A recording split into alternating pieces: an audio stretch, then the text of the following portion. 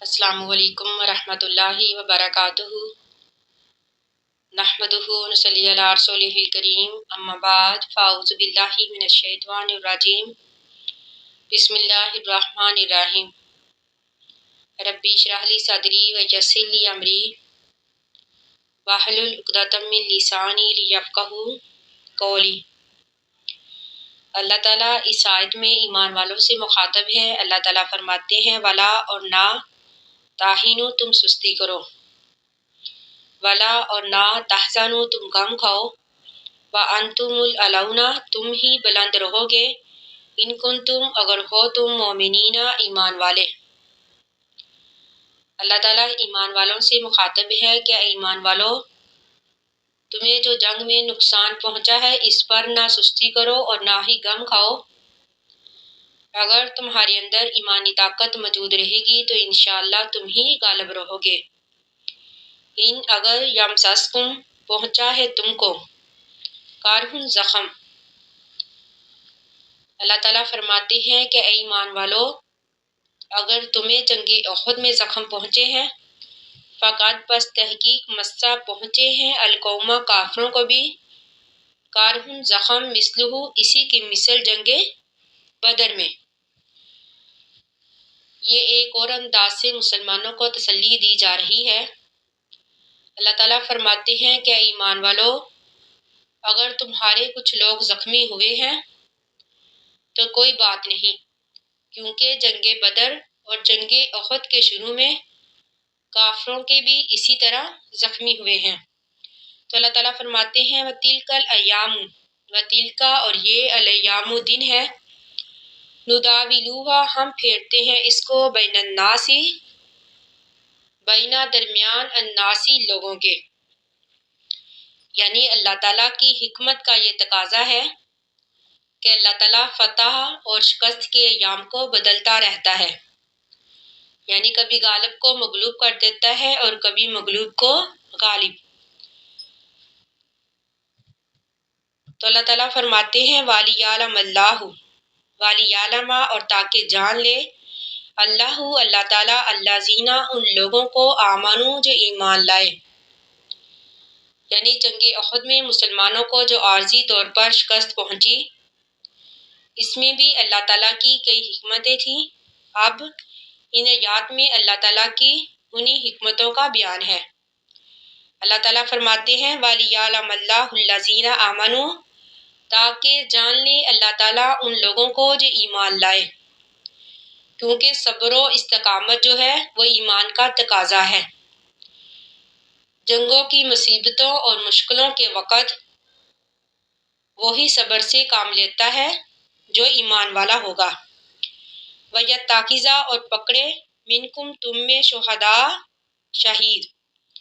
یا پھر بنائے اللہ تعالیٰ تم میں شہید،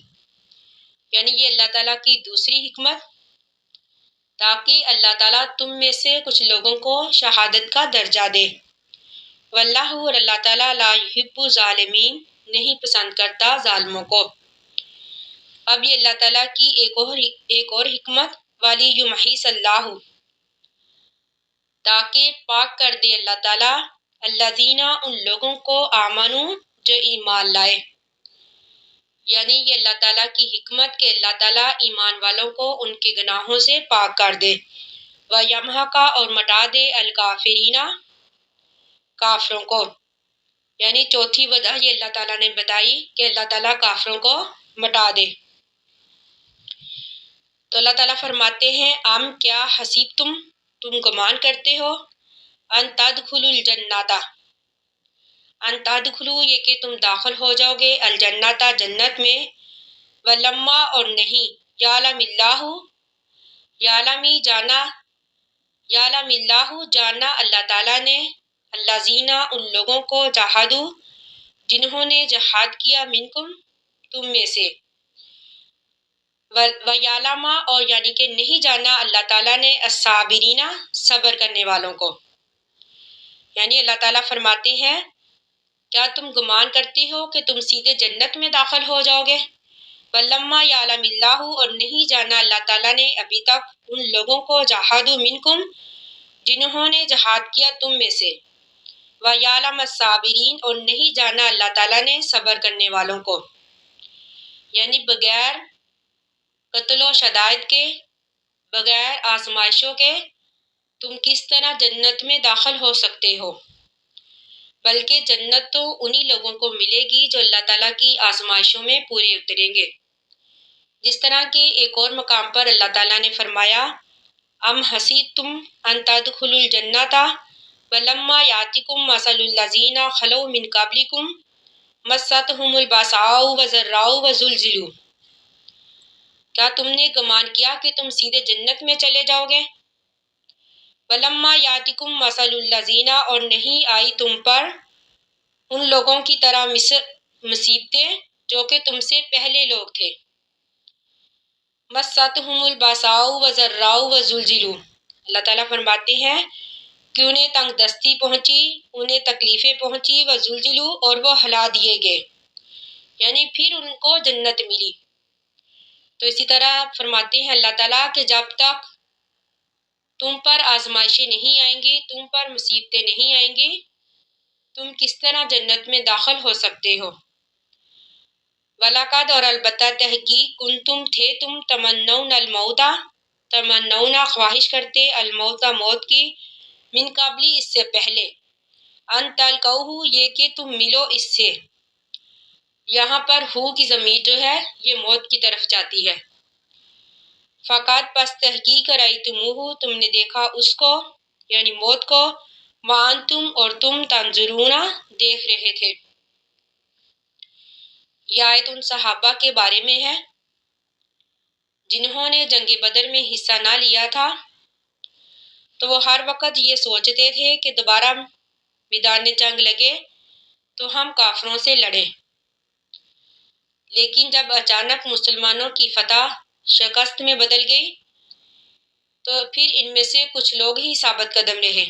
جن کی تفصیل ہم انشاءاللہ آگے پڑھیں گے۔ تو اسی طرح اللہ تعالیٰ فرماتے ہیں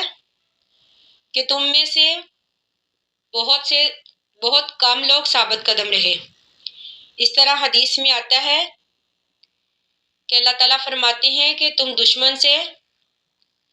مقابلے کی آرزو مت کرو، اللہ سے ہر وقت عافیت مانگا کرو، لیکن اگر ایسے حالات ہو جائے کہ تمہیں دشمن سے لڑنا پڑے تو پھر ثابت قدم رہو، اور یہ جان لو کہ تلواروں کے سائے نیچے جنت ہے۔ وما محمد، اور نہیں ہے محمد، الا مگر رسول کا تحقیق خلط گزر چکے، من قبلی ہی اس سے پہلے، یہاں پر ہی کی ضمیر جو ہے نبی اکرم صلی اللہ علیہ وآلہ وسلم کی طرف جاتی ہے، یعنی وما محمد، نہیں ہے محمد صلی اللہ علیہ وآلہ وسلم، الا رسول مگر رسول، قد تحقیق خلط گزر چکے، من قبلی ہی اس سے پہلے بھی، رسولو کئی رسول، افائن ماتا کیا پس اگر وہ مر جائیں، او قتیلا یا پھر قتل کر دیے جائیں، یا پھر شہید کر دیے جائے، انقلاب کیا تم پھر جاؤ گے، علی اعقابکم اپنی ایڑیوں کے بل۔ جنگ احد میں جو شکست حاصل ہوئی اس کے اسباب میں سے ایک سبب یہ بھی تھا کہ کافروں نے یہ افواہ پھیلا دی تھی کہ محمد صلی اللہ علیہ وآلہ وسلم شہید ہو چکے ہیں، تو اس طرح مسلمانوں کے حوصلے پست ہو گئے۔ تو اس پر اللہ تعالیٰ نے یہ آیت نازل فرمائی کہ نبی کا کافروں کے ہاتھوں قتل ہو جانا یا پھر ان کا مر جانا یہ کوئی نئی بات نہیں، کیونکہ اس سے پہلے انبیاء پر بھی موت وارد ہوئی ہے، انبیاء بھی کافروں کے ہاتھوں قتل ہوئے ہیں۔ تو اللہ تعالیٰ فرماتے ہیں افا اماتا اقتلا انقلبتم علی اعقابکم، کیا بس اگر وہ مر جائیں یا پھر شہید کر دیے جائے کیا تم اپنی ایڑیوں کے بل پھر جاؤ گے؟ ومن ینقلب، اور جو کوئی پھر جائے، علی عقیبہ ہی اپنی ایڑیوں کے بل، فلن یضر اللہ، تو ہرگز نہیں وہ نقصان پہنچا سکتا اللہ کو شیئن کچھ بھی، یعنی جو کوئی ہٹ جائے گا، ثابت قدمی کا مظاہرہ نہیں کرے گا، تو اللہ تعالیٰ فرماتے ہیں کہ وہ اپنا ہی نقصان کرے گا، اللہ تعالیٰ کا کچھ نہیں بگاڑ سکتا۔ وَسَا یَجْزِی اللہ، تو عنقریب بدلہ دے گا اللہ تعالیٰ شاکرینہ، شکر کرنے والوں کو۔ حدیث میں ہے کہ نبی اکرم صلی اللہ علیہ وآلہ وسلم کی وفات کے وقت حضرت عمر رضی اللہ تعالیٰ عنہ جذبات میں آ کر نبی اکرم صلی اللہ علیہ وآلہ وسلم کی وفات کا انکار کر رہے تھے، تو حضرت ابوبکر صدیق رضی اللہ تعالیٰ عنہ نے آپ کے منبر کے پہلو میں کھڑے ہو کر یہ آیت تلاوت فرمائی، جسے سن کر حضرت عمر رضی اللہ تعالیٰ عنہ بھی متاثر ہوئے، اور وہ فرماتے ہیں کہ انہیں محسوس ہوا کہ یہ آیات ابھی ابھی اتری ہیں۔ تو اس لیے اللہ تعالیٰ فرماتے ہیں کہ اللہ تعالیٰ شکر کرنے والوں کو اچھی جزا دے گا، یعنی شکر کرنے والوں کو اللہ تعالیٰ بہترین بدلہ دے گا۔ اللہ تعالیٰ سے دعا ہے کہ ہم نے جو بھی پڑھا اللہ تعالیٰ اسے سمجھنے کی توفیق عطا فرمائے، آمین ثم آمین۔ آخر دعوانا ان الحمد للہ رب العالمین۔ السلام علیکم ورحمۃ اللہ وبرکاتہ۔